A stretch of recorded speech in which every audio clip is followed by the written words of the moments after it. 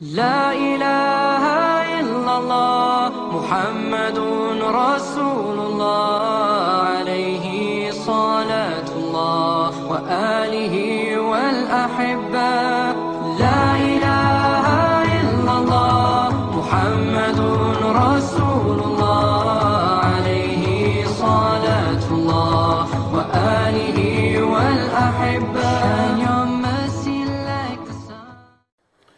Bismillahirrahmanirrahim. Assalamualaikum warahmatullahi wabarakatuh.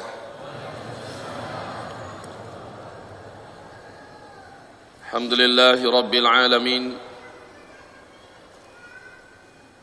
Wassalatu wassalamu ala hadzal nabiyil karim wa ala alihi wa sahbihi ajma'in. ومن تبعه بإحسان إلى يوم الدين وبعد. عباد الله معاشر المسلمين أرشدني وإياكم الله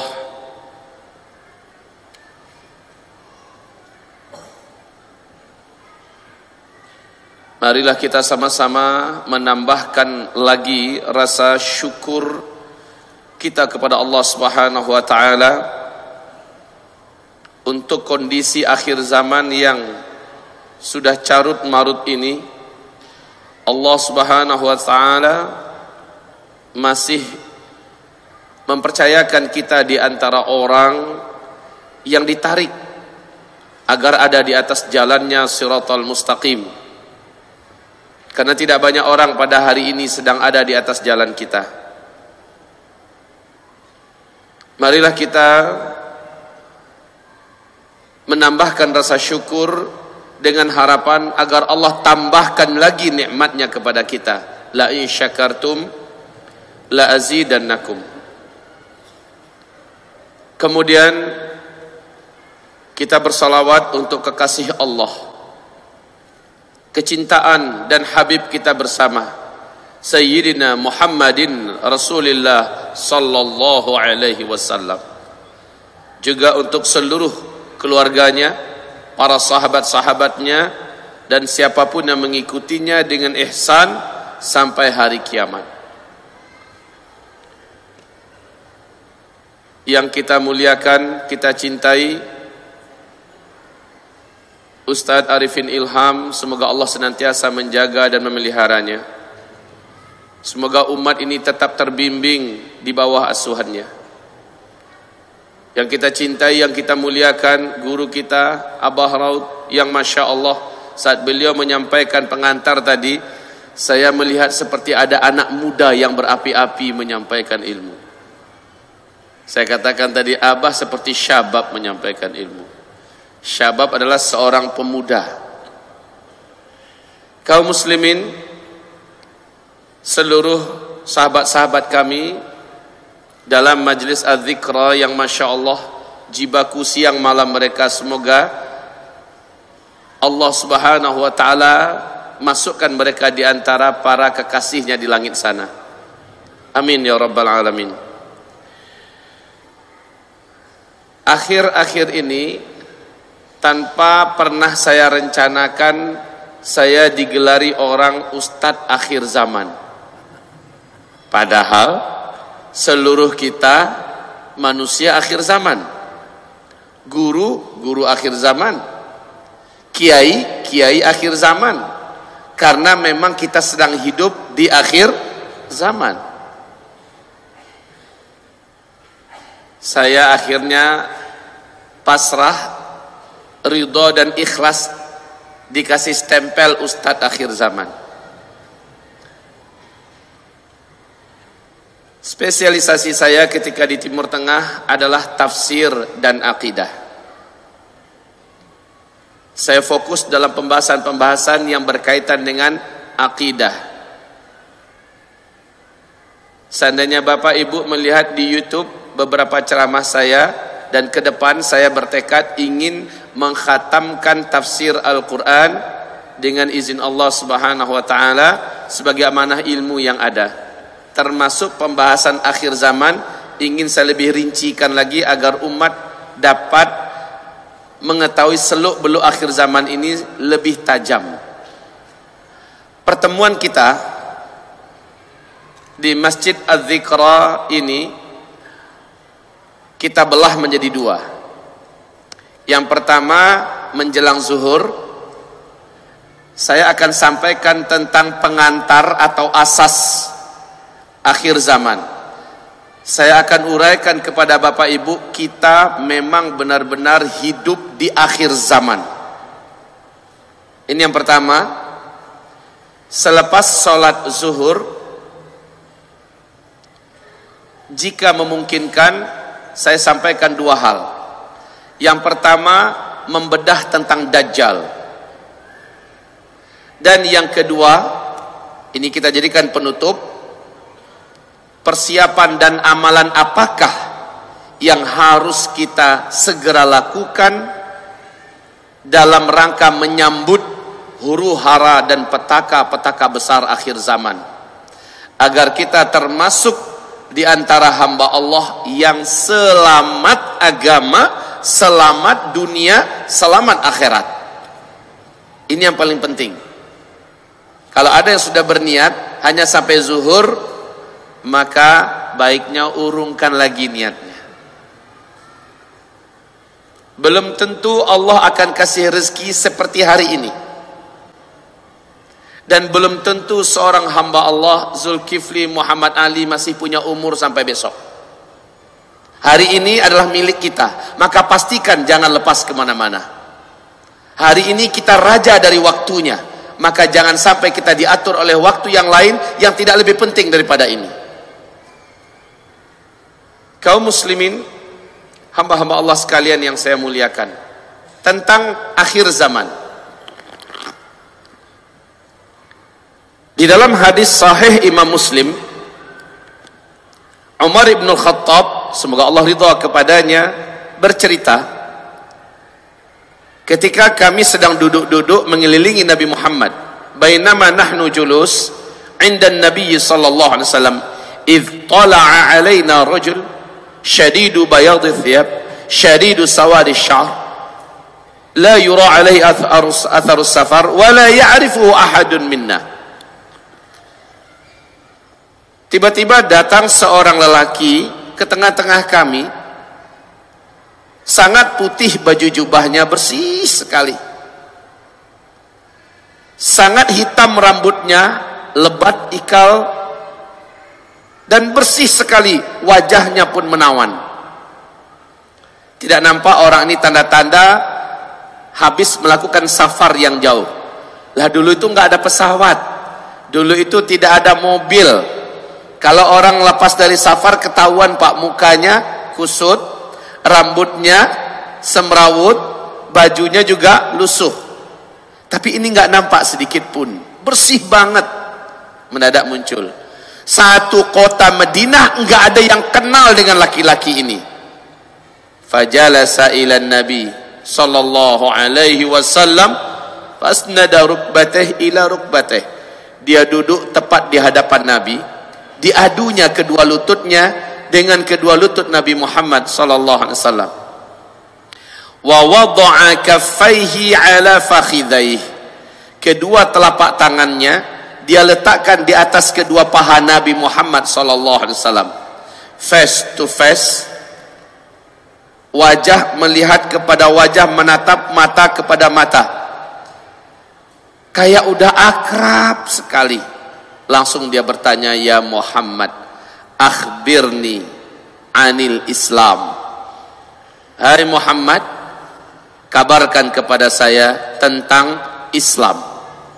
Maka Nabi menyampaikan rukun Islam yang 5. Ini akhirnya menjadi dalil oleh para ulama-ulama Ahlus Sunnah wal Jamaah tentang rukun Islam yang 5 itu. Mana dalilnya? Ini hadisnya. Setelah Nabi menjawab, apa kata orang ini? Sodakta. Jawaban engkau benar. Fa'ajibna minhu yas'aluhu wa yusaddiquh. Heran kami dengan orang ini. Dia yang datang, dia yang bertanya, dijawab Nabi pertanyaannya, dia pula yang membenarkan. Siapa nih orang? Dia kembali bertanya, akhbirni anil iman. Kabarkan kepadaku tentang iman. Apakah iman itu? Nabi menjawab dengan rukun iman yang 6. Setelah Nabi menjawab, sekali lagi dia berkata, shadaqta.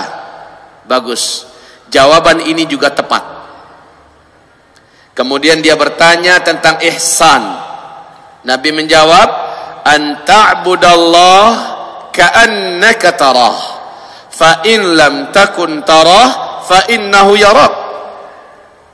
Engkau beribadah kepada Allah seolah-olah engkau sedang melihat Allah. Jika tidak mampu engkau beribadah kepada Allah, engkau yakin Allah sedang melihat kepada engkau. Itu yang ihsan. Barulah dia bertanya, matas sa'ah. Hai Muhammad, kapan kiamat terjadi? Di mana-mana engkau menyampaikan kiamat sangat dekat, kiamat sudah sangat dekat. Kami ingin kepastian Muhammad.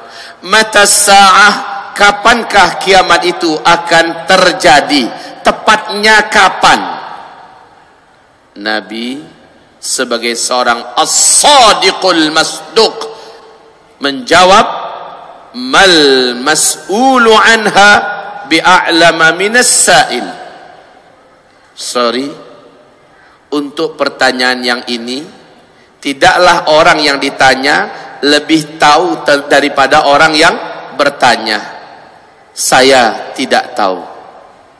Kesimpulan ini menjadi pegangan ulama ahlus sunnah wal jamaah sampai hari kiamat. Tidak seorang pun makhluk, tidak seorang pun manusia di bumi ini sampai kiamat yang tahu kapan kiamat itu akan terjadi. Tanggalnya, bulannya, tahunnya. Ke depan, kalau bapak semua, ibu-ibu mendengarkan ada ramalan kiamat, bagaimana prinsip kita? Wajib diingkari, jangan pernah percaya, tolak mentah-mentah. Siapapun yang menyampaikannya, sehebat apapun orang yang menyampaikannya, hafal seluruh kitab di muka bumi ini, bukan hanya Al-Quran, bukan hanya kitab-kitab yang lain, bukan hanya buku-buku kuning, bukan, semuanya dia hafal. Karomahnya Masya Allah, dari sini ke Mekah cuma 1 detik. Hujan lebat dia nggak basah, dibakar nggak terpanggang, nggak mempan dengan senjata tajam apapun. Kalau ngomong petir keluar dari mulutnya. Jenggotnya dari sini sampai ke Singapura. Dia berani menyatakan kiamat akan terjadi pada tanggal anu, bulan anu, tahun anu. Wajib kita mengatakan kamu pendusta. Tidak ada ramalan kiamat. Allah juga memutuskan dalam Al-Quran, yas'alunaka 'anis sa'ah ayyana mursaha. Mereka orang-orang itu bertanya kepada engkau wahai Muhammad tentang kiamat, kapan akan terjadinya? Fima anta min dzikraha. Engkau senantiasa memperingatkan umat, kiamat sudah dekat, kiamat sudah dekat. Sekarang mereka bertanya kepada engkau, kapan kiamat itu? Ila rabbika muntahaha. Hanya Allah Rabbmu yang tahu pastinya kiamat itu terjadi kapan. Ini pegangan kita.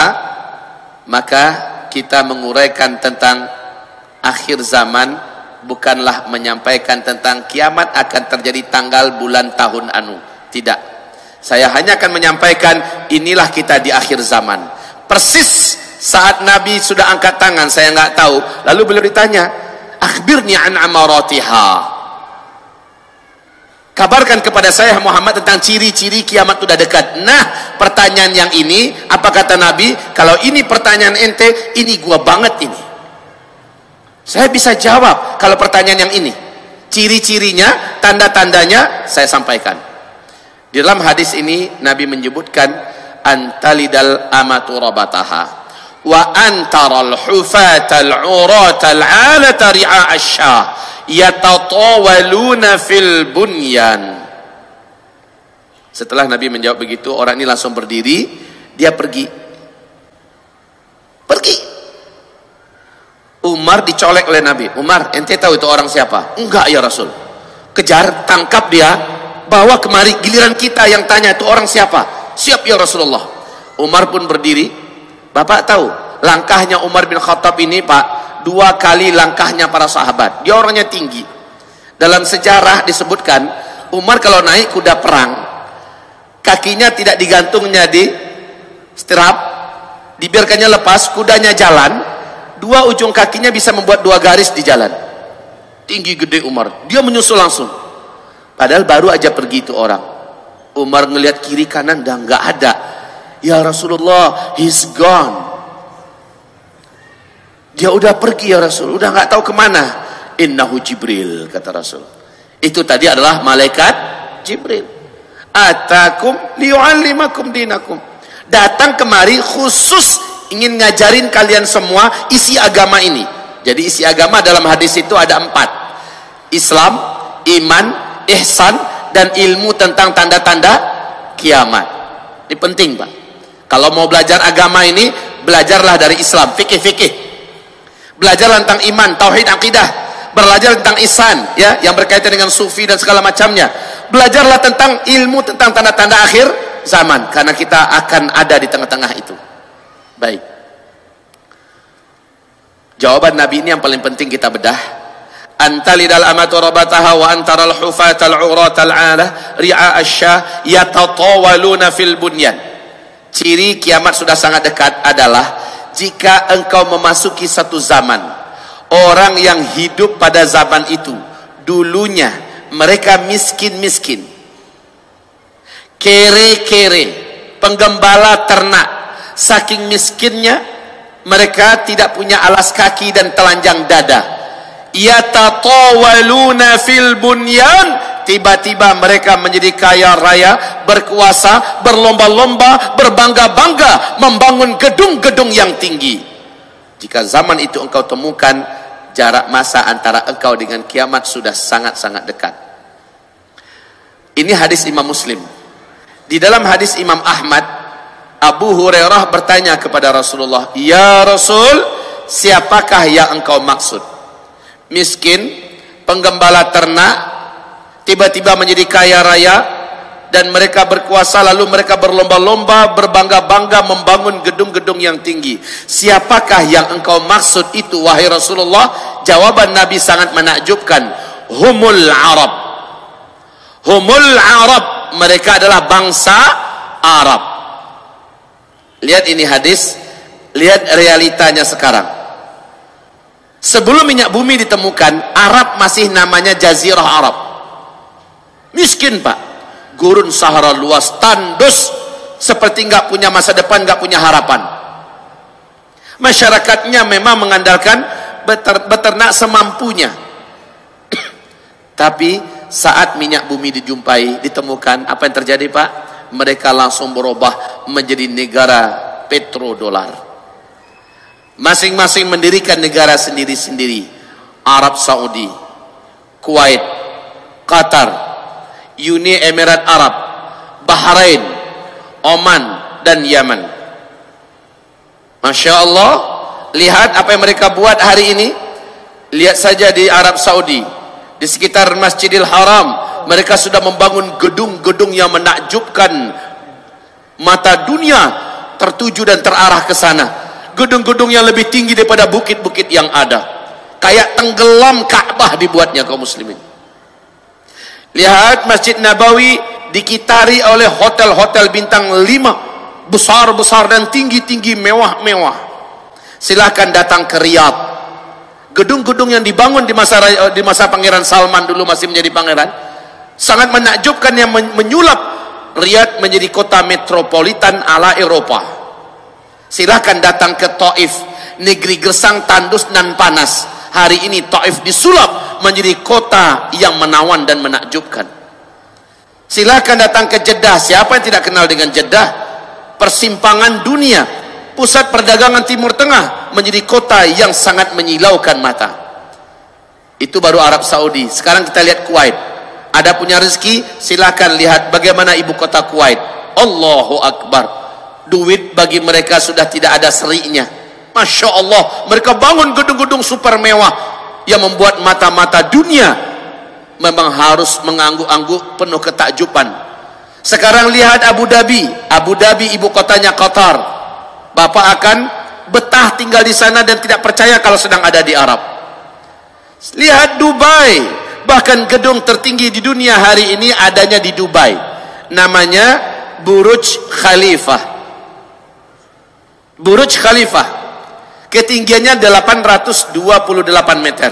Ini gedung tertinggi nomor 1 dunia saat ini. Arab itu Pak. Gimana sekarang? Masya Allah, sudah selesai perlombaan membangun gedung? Tidak. Di Jeddah hari ini masuk tahun ke-6. Di tepi Laut Merah sedang dibangun gedung yang akan mengalahkan gedung tertinggi di dunia yang ada di Dubai. Gedung yang ada sekarang ini direncanakan selesai tahun 2018. Nama gedungnya Kingdom Tower. Proyek ini langsung dipegang oleh Pangeran Al-Walid bin Talal. Ketinggian gedung direncanakan 1,2 kilometer. Arab. Siapakah orang yang kau maksud ya Rasulullah? Humul Arab. Mereka adalah bangsa Arab. Jika zaman itu sudah engkau temukan, maka jarak masa antara engkau dengan terjadinya kiamat sudah sangat-sangat dekat. Ini yang pertama. Yang kedua, ibadah Allah yang kami muliakan. Ada yang bertanya nanti, Pak Ustadz, kami ada baca hadis, kami ada dengar Ustadz Kiai menyampaikan, selama di bumi ini masih ada orang yang masih kenal dengan Allah, masih dapat melafazkan kalimat Allah, walaupun sisa 1 orang lagi, Allah akan tunda kiamat 40 tahun lagi. Lah Pak Ustadz, kita kan sekarang 1,7 miliar banyaknya di bumi, berarti lama lagi tuh kiamat Pak Ustadz. Ya kan? Betul? Ada yang beralasan dengan hadis ini, hadis itu betul, memang ada. Tapi penjelasannya gimana? Lihat berikut ini. Nabi dalam hadis Imam Ahmad dinyatakan hadis ini sahih oleh Syekh Ahmad Syakir. Takunun nubuwah fikum masyaallah an takun. Umatku kata Nabi akan menjalani fase sejarah 5 fase. Setelah fase ini habis, yang kelima, seluruh umatku habis di muka bumi. Lihat 5 fase. Yang pertama kata Nabi, takunun nubuwah fikum masyaallah an takun. Fase yang pertama adalah fase kalian dipimpin oleh nabi kalian. Fase kenabian. Boleh saya menulis? Yang agak jauh, fokus, lihat, perhatikan. Takunun nubuwah fikum masyaallah an takun.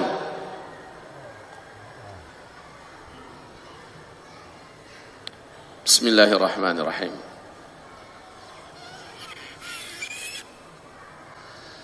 Lima fase. Fase yang pertama Nabi menyebutkan fase kenabian. Yang memimpin umat adalah langsung Nabi Muhammad sallallahu alaihi wasallam. Thumma yarfa'uha Allah idza syaa'a ayarfa'aha.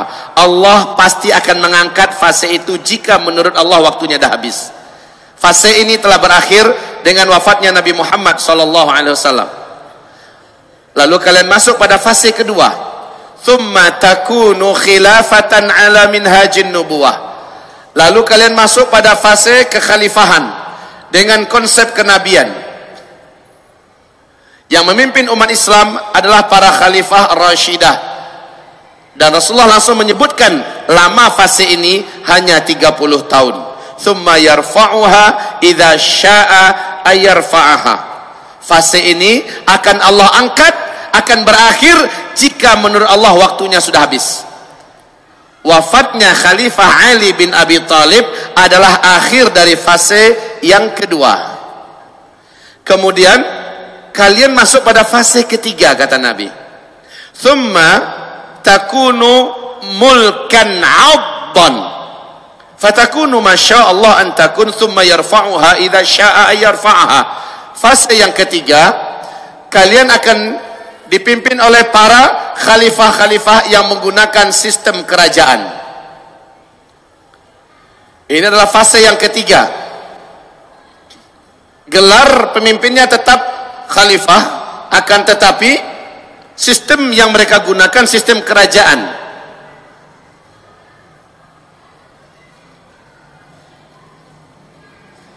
Kaum muslimin, Rasul mengatakan fase ini pasti akan berakhir.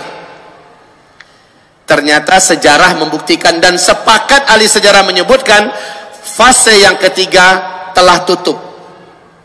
Fase yang ketiga ini paling panjang, 1228 tahun. Diisi oleh 3 dinasti. Dinasti Bani Amawiyah, dinasti Bani Abbasiyah, dan dinasti Bani Utsmaniyah. Fase yang ketiga ini telah berakhir dengan runtuhnya khilafah Islamiyah Al-Utsmani di Turki pada tanggal 3 Maret 1924. Maka sejak ini umat Islam sudah kehilangan kepemimpinan di muka bumi. Tidak ada satupun khalifah yang memimpin umat Islam lagi. Dan setiap ada upaya untuk menegakkan imarah Islamiyah, daulah Islamiyah, di bumi hanguskan oleh kekuatan blok timur dan blok barat. PBB akan sepakat menghabisi seluruh upaya-upaya mengembalikan khilafah Islamiyah. Kita masuk pada fase yang keempat. Fase ini akan saya buat lebar, bukan berarti dia panjang waktunya, tidak. Hanya saja kita akan banyak menguraikan perkara-perkara yang kita sedang ada di sini sekarang. Fase ini Nabi mengatakan mulkan jabariyan, fase kekuasaan yang diktator. Jadi para penguasa di muka bumi ini seluruhnya diktator. Tidak ada khilafah Islamiyah. Ini fase tidak ada khilafah Islamiyah. Ingat baik-baik, kita sekarang ini hidup pada fase di mana tidak ada khilafah Islamiyah. Maka kalau ada pengumuman sudah berdiri khilafah Islamiyah, sementara kita sedang ada di sini, itu pernyataan yang tertolak. Oleh sebab itu, pengumuman ISIS yang mengumumkan bahwa mereka adalah khilafah Islamiyah September 2014, menurut konsep hadis dan menyepakati seluruh ulama satu bumi ini menolak bahwa itu adalah khilafah. Ini bukan zaman khilafah. Ini adalah zaman kediktatoran yang memimpin dunia. Pada zaman ini beratnya keadaan Islam nggak dapat disebut, Pak. Tekanan dan serangan yang dihadapi oleh Islam bertubi-tubi dari depan, dari belakang, dari kanan, dari kiri, dari atas, dari bawah, dari dalam, dari luar, luar biasa. Islam betul-betul digoyang. Pondasi-pondasi ajaran Islam betul-betul dihabisi sehabis-habisnya. Yuriduna liyutfi'u nurallah biafwahihim wa ya'ballah illa yutimma nurah. Bagaimanapun mereka berusaha memadamkan Islam, Allah akan pertahankan Islam itu akan tetap ada. Hanya saja umat Islam pada fase keempat benar-benar jadi bulan-bulanan. Umat Islam hancur lebur, babak belur di mana-mana. Pada masa ini orang-orang yang beriman, imannya tanggung-tanggung, pasti akan jatuh, Pak, nggak mampu bertahan. Jadi kalau jadi orang beriman di fase ini jangan tanggung-tanggung, mukmin haqqan sekalian. Jangan tanggung-tanggung.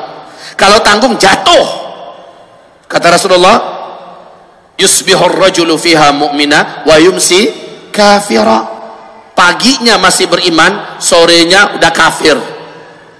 Yumsi mu'mina wa yusbihu kafira. Sorenya masih beriman, besok paginya udah kafir. Kapan kejadian ini? Pada fase keempat. Di fase keempat ini fitnah terus menanjak naik. Terus menanjak naik sampai kepada puncaknya, dan demi Allah pada saat itu umat Nabi akan terpisah menjadi 2 kelompok saja. Mukmin haqqan yang tidak bercampur dengan kemunafikan sedikit pun, atau munafik haqqan yang tidak ada iman sedikit pun. Dan mayoritas umat Nabi mau cari aman, mereka bergabung dalam komunitas munafik haqqan. Na'udzubillah. Kaum muslimin yang kami muliakan, pada fase keempat Nabi menyebutkan dalam hadis sahih Bukhari sahih Muslim, la ya'ti 'alan nasi zaman illa alladhi ba'dahu syarrun minhu hatta talqaw rabbakum. Tidaklah akan datang kepada manusia nanti suatu zaman, melainkan orang yang hidup pada hari itu melihat hari-hari yang mereka jalani ternyata lebih buruk daripada hari sebelumnya. Hari esok lebih buruk daripada hari ini. Makin ke depan makin semakin buruk keadaan. Zaman yang dimaksud oleh Nabi adalah fase keempat. Coba saja Bapak perbandingkan kita 10 tahun yang lalu dibandingkan sekarang, carut marut yang mana Pak? Keadaan sekarang, baik secara moral, secara pendidikan, secara mental, secara ekonomi, secara politik, carut marut yang mana? Kita sekarang atau beberapa tahun yang lalu? Jelas, makin ke depan, Bapak jangan mimpi, Ibu jangan mimpi keadaan akan menjadi baik, tapi malah semakin buruk. Yang mungkin menjadi lebih baik adalah iman kita. Yang mungkin menjadi lebih baik adalah amal kita. Tetapi keadaan, alam, sosial, politik, ekonomi, jangan pernah bermimpi. Makin ke depan makin tajam keadaan yang harus kita hadapi. Ini fakta. Bandingkan saja debu asap yang kemarin kita merasakan se-Indonesia, bagaimana dengan debu asap tahun sebelumnya? Mana yang lebih tebal? Kemarin. Untuk berikutnya debu asapnya seperti apa? Mungkin berbentuk dukhan lagi, bukan lagi debu asap. Wallahu a'lam. Musibah jamaah haji bulan Zulhijjah yang kemarin ini, bandingkan dengan musibah jamaah haji Zulhijjah tahun sebelumnya, mana yang lebih banyak musibahnya? Banyak yang kemarin. Lihat kaum muslimin, kekacauan yang terjadi di Timur Tengah tahun yang lalu dibandingkan tahun sekarang, lebih carut marut tahun yang sekarang. Kedepannya akan lebih parah. Bencana demi musibah di mana-mana susul menyusul juga jauh lebih hebat, lebih berat daripada sebelumnya. Intinya pada fase ini kita akan melihat umat Nabi betul-betul dibelasah sejadi-jadinya. Wallahi, seandainya iman kita tanggung-tanggung, berislam gak mau kafah, saya khawatir kita termasuk yang tidak mampu bertahan lalu berguguran di atas jalan dakwah, berguguran di atas jalan Allah, tidak termasuk di antara hamba yang diakui lagi oleh Allah. Wa minan nas may ya'budullah ala harf, in asabahu khairun itma'anna bih, wa in asabahu fitnatun inqalaba ala wajhihi khasirat dunya wal akhirah. Di antara manusia ada yang menyembah Allah di pinggir-pinggir. Kalau baik aja keadaan, dia tenang. Tapi kalau ada musibah dan ujian, maka mereka segera lari ngacir. Dia lepaskan dan dia tinggalkan agamanya. Khawatir Pak, di fase keempat, fase akan banyaknya kemurtadan dari umat Nabi di muka bumi ini. Perlu saya sampaikan ini, agar setelah disampaikan, Bapak periksa diri masing-masing dan keluarga. Apakah kualitas iman kami sekeluarga sudah siap menghadapi petaka dan bencana akhir zaman? Jika belum, segera di-upgrade. Jika belum, segera diperbaharui dan diperkuat. Pastikan setiap kita, qu anfusakum wa ahlikum nara. Pastikan setiap kita memastikan dirinya dan keluarganya tidak termasuk di antara yang hancur, hanyut dan celaka, murtad dan sengsara. Lanjut. Fase keempat ini pasti berakhir. Nanti saya akan fokus di sini. Fase keempat ini pasti berakhir, sekarang belum. Langsung masuk pada fase yang kelima. Ini adalah fase di mana Rasulullah SAW sebutkan umat Islam dan manusia di muka bumi ini jumlahnya sudah menjadi sepi. Manusia sudah jadi sepi di bumi. Sebab apa? Pada fase ini sangat banyak nyawa-nyawa di muka bumi yang berterbangan. Karena musibah, karena bencana, karena peperangan, pembantaian segala macamnya terjadi di penghujung fase yang keempat. Masuk di sini dunia tenang, setenang-tenangnya. Bumi saat itu sudah kembali dipimpin, ini fase kelima ya, dipimpin oleh khilafah ala minhajin nubuwah ta'ummul arda. Di hadis yang lain, khilafatan ala minhajin nubuwah thumma sakat. Fase penutup, khilafah akan kembali tegak di muka bumi. Dunia akan kembali dipimpin oleh umat Islam, dan Allah janjikan ini dalam Al-Quran. Quran surat An-Nur surat 24 ayat yang ke-55. Allah bersumpah, Allah berjanji, kalian akan kembali menjadi pemimpin di dunia. Sebelumnya kalian telah memimpin dunia, lalu kalian mengalami kekosongan kepemimpinan, dan Allah janji kalian akan kembali menjadi khalifah di muka bumi. Janji Allah di surat An-Nur. Bapak Ibu, tahukah Bapak Ibu syaratnya apa untuk sampai ke sini? Syaratnya umat Islam benar-benar ada di puncak ketidakberdayaan, barulah Allah berikan kemenangan. Makin ke atas berarti makin berat yang akan dijalani oleh umat Nabi, barulah Allah beri kemenangan. Aneh saja, di New York Times, majalah Amerika Serikat paling bergengsi, CIA, intelijen Amerika Serikat, berani memberikan pernyataan seperti ini, Pak. Dunia di masa depan akan kembali digenggam oleh khilafah Islamiyah. Menurut hitungan kami, kata CIA, menurut hitungan kami, dunia akan kembali dipimpin oleh khilafah Islamiyah tahun 2020. Tahun 2020. Jika yang mereka katakan benar, sekarang 2016. Berarti sudah sangat dekat untuk sampai ke fase kelima. Jawaban dari kita adalah jangan percayai dan yakini yang mereka katakan, sekedar dengar dan tahu nggak apa-apa. Ya. KGB Rusia, intelijen Rusia mengatakan puncak jaya-jayanya khilafah Islamiyah masa yang akan datang adalah pada tahun 2025. Ini menurut KGB Rusia. Kalau CIA mengatakan startnya 2020, menurut Rusia puncak-puncak jayanya 2025. Sementara kita dengarkan dari Nabi, fase kelima hanya berlangsung dari 7 tahun, 8 sampai 9 tahun paling lama. Berarti hanya anggaplah paling lama 9 tahun saja. Fase kelima ini nggak lama. Jangan mimpi, jangan berpikir 1000 tahun, sekian ratus tahun, enggak nyampe. Hanya 7, 8 atau 9 tahun saja fase ini berakhir. Siapakah yang memimpin bumi umat Islam pada masa ini? Cucu kandung keturunan Nabi Muhammad dari ahlul baitnya, Al-Mahdi. Ya, Al-Mahdi. Beliau yang akan memimpin. Jumlah wanita dibandingkan laki-laki pada fase kelima, 1 laki-laki berbanding 50 wanita. Udah mulai mikir. Udah nggak kepikiran lagi saat itu. Saatnya poligami. Pada saat ini kaum muslimin, kaum lelaki 1 berbanding 50. Pada kemana tuh laki-laki? Di fase keempat penghujung, Allah mengangkat sebanyak-banyaknya kaum lelaki di muka bumi ini dalam agenda-agenda yang telah dijadikan takdir oleh Allah Subhanahu wa taala. Nanti akan saya bacakan yang membuat bapak-bapak bersiap-siaplah menyongsong takdir. Kita nggak lama lagi. Kita yang laki-laki, ibu-ibu bagaimana? Ada persiapan khusus yang mesti ibu persiapkan. Semoga ibu-ibu yang ikut dalam majelis ilmu pada pagi hari ini termasuk ibu-ibu akhir zaman yang masih beriman. Amin. Baik kaum muslimin, fase ini pasti berakhir kata Nabi. Pasti berakhir.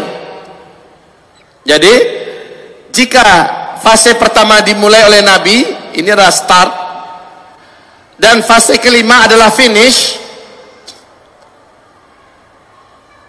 Di sini umat Islam habis sehabis-habisnya. Umat Islam habis sehabis-habisnya serentak.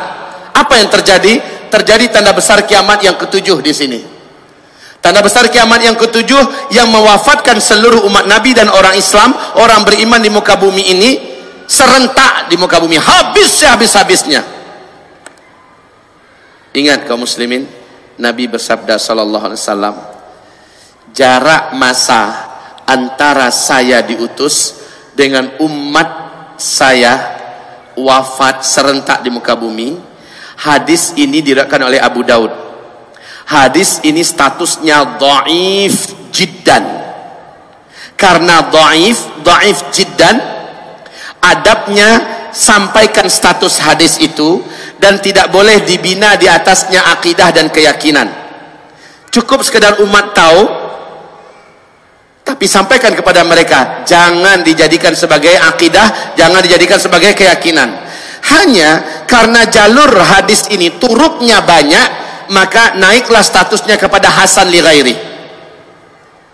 Rasulullah menyebutkan, umur umat saya sejak saya diutus sampai kepada wafatnya serentak umat ini, di sisi Allah hanya 1 hari saja. 1 hari saja di sisi Allah umur umat Nabi ini. 1 hari di sisi Allah, kita menghitung di dunia berapa, Pak? Buka surat As-Sajdah ayat 5. 1000 tahun.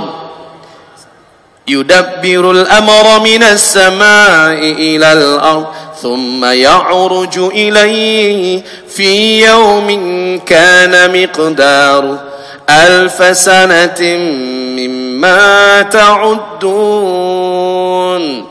1 hari Allah menghitung, kamu di dunia menjalaninya 1000 tak. Maka Nabi mengatakan, sejak saya diutus dengan wafatnya serentak umatku di muka bumi, Allah takdirkan buat mereka hanya 1 hari saja.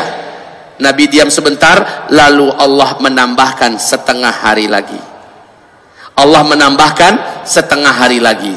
Nabi menutup hadisnya, semoga umatku tidak menjadi lemah karena Allah menambahkan untuk mereka setengah hari lagi. Lihat, 1 hari 1000 tahun, setengah hari berapa? Maka para ulama-ulama Ahlus Sunnah wal Jamaah tidak sedikit yang mengatakan umur umat Nabi di muka bumi ini lebih dari 1400 tahun, tidak akan full sampai 1500 tahun. Hitungan hijriyah. Hitungan hijriyah. Sekarang kita hijriyah tahun berapa sekarang? 1437 hijriyah, Pak. Hijriyah. Kalau hijriyah berarti setelah Nabi hijrah dari Makkah ke Madinah. Menghitung hijriyah itu dari sini kan? Padahal menghitung umur umat Islam bukan dari sejak Nabi hijrah, tapi sejak Nabi diutus sebagai Nabi dan Rasul. Artinya ada 13 tahun di Makkah yang belum digabungkan kemari.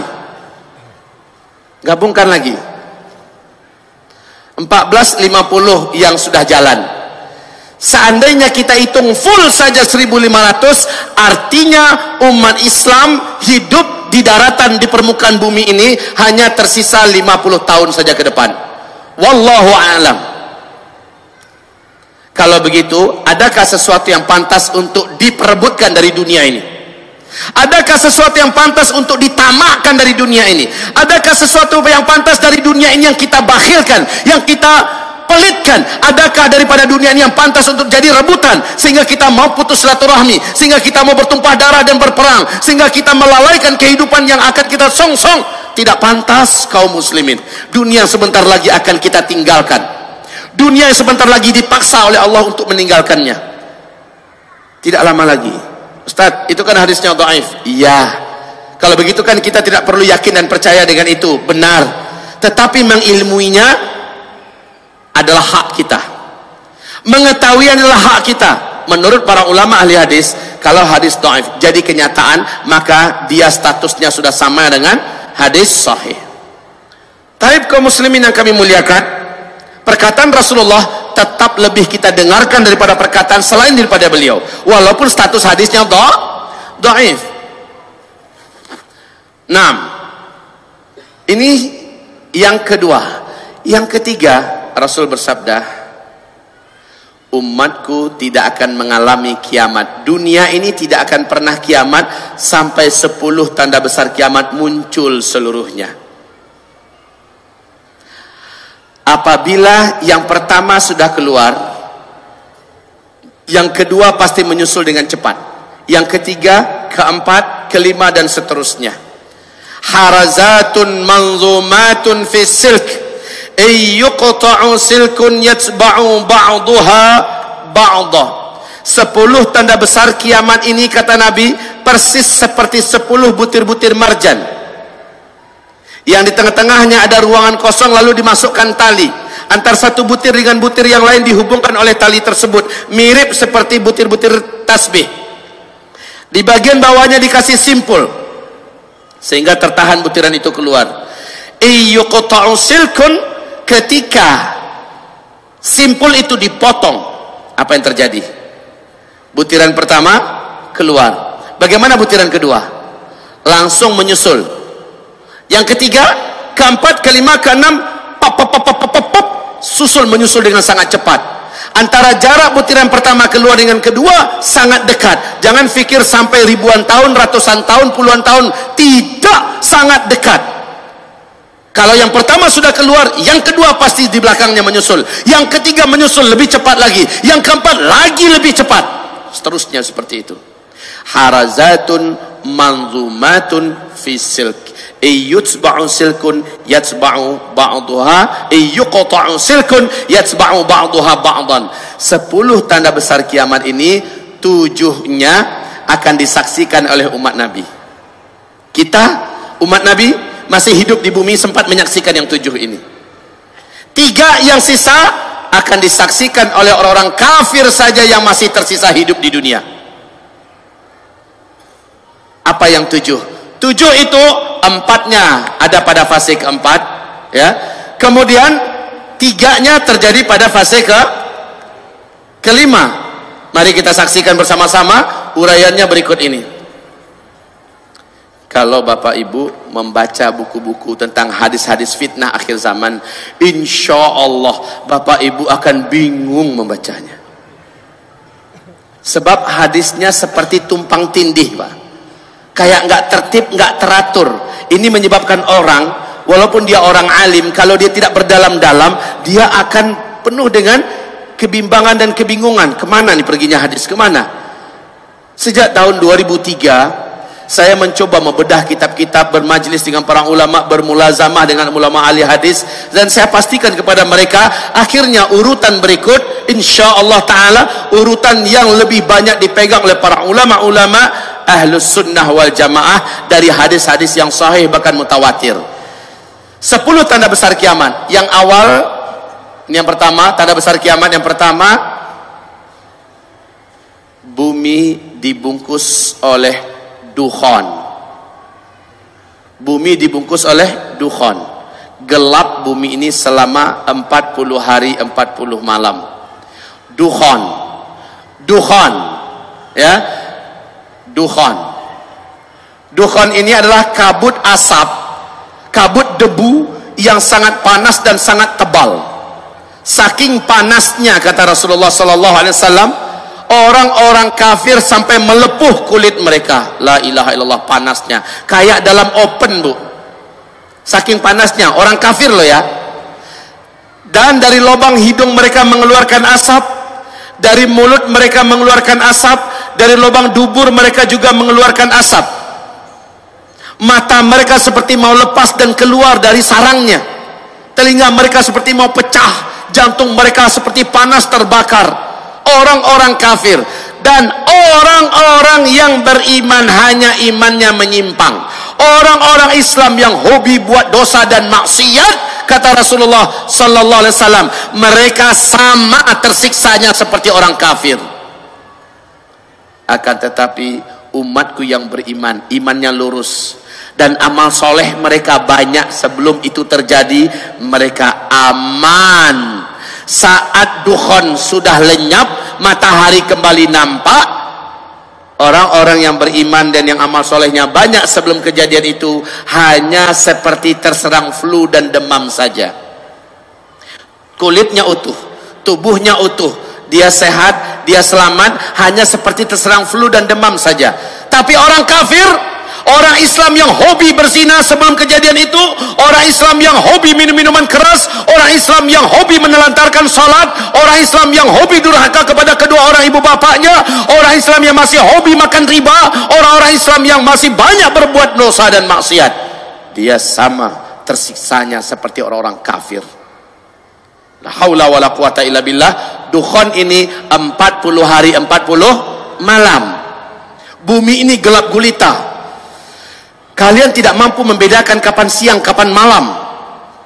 Bahkan salah seorang di antara kalian mencoba mendekatkan telapak tangannya ke arah wajah, lam yakad yaraha, tak mampu melihat apa-apa saking tebalnya dukhan itu. La haula wala quwata illa billah. Kaum muslimin yang kami muliakan, setelah dukhan hilang, lenyap, apa kejadian? Besok harinya manusia dikejutkan dengan musibah lanjutan. Semua teknologi sudah berhenti. Semua teknologi sudah berakhir. Listrik tidak ada lagi, sinyal sudah hilang, mobil tidak bisa dihidupkan, pesawat tidak bisa dibawa terbang. Semua yang memanjakan manusia dari teknologi dan penemuan-penemuan modern berakhir. La haula wala quwata illa billah. Kenapa? Ada penyebabnya yang akan saya uraikan nanti dengan izin Allah Subhanahu wa taala. Saya bahagia, saya bangga, saya bersyukur dikasih oleh Allah kesempatan bisa bicara dengan sebanyak-banyak manusia seperti sekarang di sini. Dan saya yang paling bersyukur sekali, Abah, dikasih waktu 6 jam. Ini yang lama saya rindukan. Saya rindu bisa bicara lebih lama. Dan selama ini saya hanya bisa melampiaskan itu di Malaysia. Di Malaysia dari pagi sampai menjelang maghrib saya bicara akhir zaman. Di sini kali pertama di Indonesia saya akan berbicara 6 jam. Kaum muslimin, ini belum apa-apa dibanding yang mulia Rasulullah. Rasulullah kata para sahabat, bicara tentang akhir zaman, sejak lepas sholat subuh beliau naik ke atas mimbar. Beliau ceramah sampai masuk waktu zuhur. Masuk waktu zuhur beliau turun mengimami kami sholat berjamaah. Habis zuhur naik lagi ke atas mimbar, lanjut sampai asar. Asar beliau turun mengimami sholat asar, lepas itu naik lagi, lanjut sampai maghrib. Sehingga kata para sahabat seperti Abu Hurairah berkata, tidak ada seorang pun di antara kami yang berani beranjak dari tempat duduknya. Yang ingat dengan apa yang Nabi sampaikan adalah yang paling banyak catatannya dan yang paling kuat hafalannya. Satu hari penuh, Pak. Jadi masih kalah anak muda seperti Zulkifli kalau menyampaikan ini. Maka ketika Abah Rauf tadi mengatakan jangan pergi kemana-mana ya, ini sunnahnya memang demikian. Dalam majelis ilmu, sahabat telah membuktikan setianya mereka mendengarkan. Mereka tidak berani keluar. Apalagi materi kita saya bedah dua, materi amalan dan persiapan apakah yang harus segera kita siapkan dan kita kerjakan sekarang, itu selepas zuhur. Baik kaum muslimin, saya lanjutkan. Dukhan, kabut debu yang panas sangat tebal. Selepas dukhan, teknologi musnah. Iklim udara di dunia menjadi panas. Sementara ketika orang keluar, sudah banyak bangkai-bangkai yang berserakan. Apakah bangkai binatang atau bangkai manusia yang tidak mampu bertahan meninggal dunia. 40 hari, Pak, dibungkus oleh kabut debu yang teramat panas. Maka banyak sekali daun-daun, bunga-bunga segala macamnya, burung-burung yang mati. Setelah itu udara di muka bumi dan iklim udara juga berubah drastis menjadi panas. Air menjadi sulit didapatkan. Air-air menjadi kotor karena debu tadi telah turun dan mengendap kembali di bumi. La haula wala quwata illa billah. Kaum muslimin yang kami muliakan, sejak itu kelaparan mulai melanda di muka bumi. Serentak seluruh dunia mengalami kelaparan. Sepertiga air dari langit Allah tahan, sepertiga tanam-tanaman di muka bumi Allah biarkan mati. Kekurangan pakan secara global, serentak di muka bumi kekurangan makanan. Kalau hanya India yang kekurangan makanan, mudah-mudahan Thailand bisa menolong, Indonesia bisa menolong. Lah ini serentak seluruh dunia kekurangan pakan. Orang berharap mudah-mudahan tahun depan lebih baik, ada solusi, hujan turun lebih banyak. Harapan orang hanya tinggal harapan, tahun esoknya lagi, tahun kedua, 2/3 air dari langit Allah tahan. 2/3 tanam-tanaman dan hewan yang dapat dimakan, hewan ternak yang dapat dimakan di bumi, Allah biarkan mati. 2 kali lipat daripada tahun yang lalu, Pak. beratnya hidup. Kelaparan semakin merajalela di seluruh dunia. Anak-anak kecil banyak bergelimpangan. Orang-orang dewasa juga sudah putus asa. La haula wala quwata illa billah. Saat itulah hadis sahih Imam Bukhari di dalam kitab Al-Adabul Mufrad. Rasulullah bersabda, tidak akan terjadi kiamat sampai tetangga tega mendatangi tetangganya demi memperebutkan sepotong roti yang ada pada tetangga yang ini membunuhnya dan mendapatkan sepotong roti itu. Kadang-kadang tetangganya ngaku nggak punya makanan, nggak percaya yang datang ini, dibunuhnya juga. La haula wala quwata illa billah. Beratnya hidup, orang mulai berani memakan bangkai karena lapar. Macam di Suriah, Pak, bangkai kucing pun dimakan orang, bangkai tikus pun dimakan orang karena lapar. Ini akan terjadi secara global, bukan hanya di Suriah. Setelah itu tahun ketiga, sama sekali air tidak turun dari langit, sama sekali tanam-tanaman dan hewan ternak yang dapat dimakan di muka bumi mati. Disitulah sahabat bertanya kepada Rasulullah, ya Rasulullah, bagaimana kami melanjutkan hidup ketika makanan saat itu sudah tidak ada? Bagaimana kami bisa bertahan ketika makanan sudah putus, air tidak ada? Nabi menjawab, makan minum kalian saat itu adalah zikir. Subhanallah walhamdulillah wa la ilaha illallah wallahu akbar. Kalian baca terus, niatkan untuk mengenyangkan perut kalian, Allah akan kenyangkan perut kalian. Niatkan ganti minum, maka Allah hilangkan dahaga kalian. Niatkan untuk menguatkan fisik kalian, Allah kuatkan fisik kalian. Baca subhanallah walhamdulillah wa la ilaha illallah wallahu akbar. Zikir adalah makanan kalian, zikir adalah minuman kalian. Kalau di sini kita dilatih untuk bagaimana berzikir, maka ke depan latih lagi zikirnya lebih hebat lagi. Anggap zikir kita selama ini kurang, berlatihlah agar berzikir sebenar-benarnya. Di kitab Zikir Akhir Zaman, kitab yang sudah kita siapkan Bapak Ibu, diajarkan bagaimana cara menyambut energi zikir yang selama ini terpendam. Umat ini sekarang kehilangan energi zikir. Umat ini pada sekarang. Dulu Nabi Yunus dalam perut ikan. Zikir yang dibacakan oleh Nabi Yunus menyebabkan Nabi Yunus hidup dan selamat. Berapa lama Nabi Yunus dalam perut ikan? 40 hari 40 malam.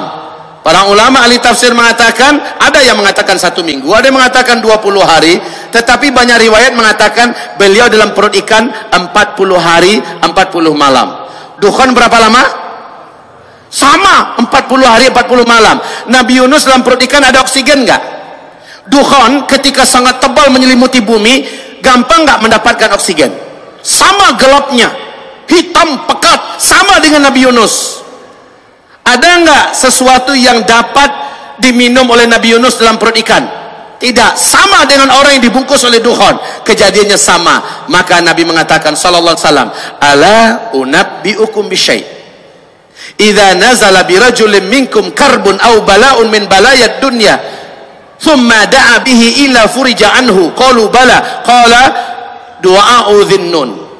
Mau enggak kalian saya ajarkan suatu amalan, suatu bacaan, apabila kalian mau membacanya, kalian mau mengamalkannya, maka tidak ada musibah seberat apapun yang datang kepada kalian, tidak ada satu bencana sehebat apapun yang menimpa kalian, melainkan kalian kalau membaca ini, kalian amalkan ini, Allah akan selamatkan kalian, Allah akan bebaskan kalian dari bencana tersebut. Mau, kata Rasul?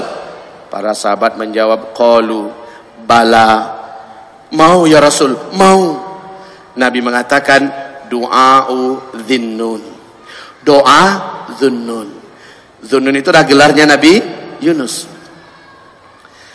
La ilaha illa anta subhanaka inni kuntu minaz zalimin. La ilaha illa anta subhanaka inni kuntu minaz zalimin. Sama-sama baca. La ilaha illa anta subhanaka inni kuntu minaz zalimin.